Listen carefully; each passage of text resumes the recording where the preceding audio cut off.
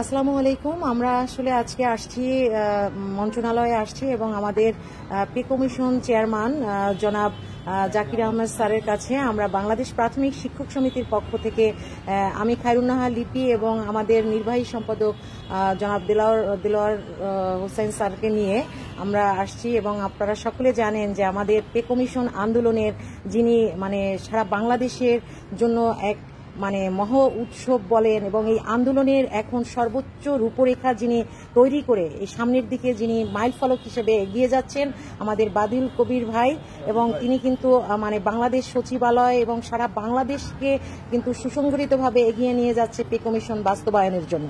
তো আমি এই মুহূর্তে বাদিউল ভাইয়ের আজকের যে আমরা স্যারের সঙ্গে দেখা করলাম এবং পুরো সময়টা নিয়ে স্যারের বাদিউল কবির ভাইয়ের কিছু কথা শুনতে চাচ্ছি।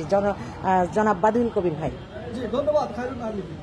আসলে নবম জাতীয় পে কমিশনটা অনেক দেরিতে হলেও ঘোষণা হয়েছে এবং পে কমিশনের কার্যক্রম খুব দ্রুত এবং ক্ষিপ্র গতিতে এগিয়ে যাচ্ছে।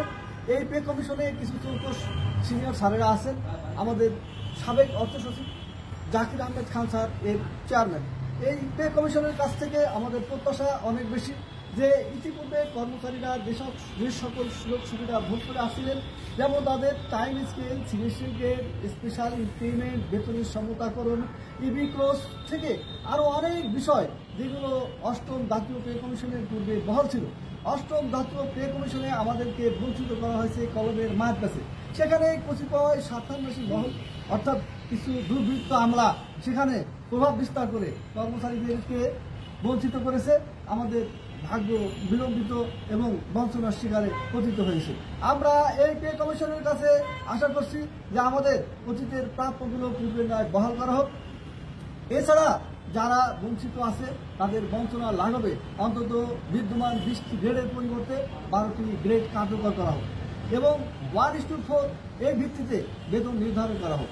রেশিও অনুযায়ী এবং সাম্যতা, ভারসাম্যপূর্ণ এবং ন্যায় ইনসাফ ভিত্তিক একটি পে কমিশন আমরা কমিশনের চেয়ারম্যানের কাছে আশা করছি। চেয়ারম্যান মহোদয় আমাদের কথা খুবই আন্তরিকতার সাথে গ্রহণ করেছেন এবং তিনি নিরন্তরভাবে পরিশ্রম করছেন যে একটা ন্যায় বিচারসূলক এবং ভারসাম্যপূর্ণ পে কমিশন যাতে বাস্তবায়িত হয়। ওনারা সে ধরনের একটি সুপারিশ আমাদের জন্য সরকারের কাছে বা যথাযথ কর্তৃপক্ষের নিকট পেশ করবেন।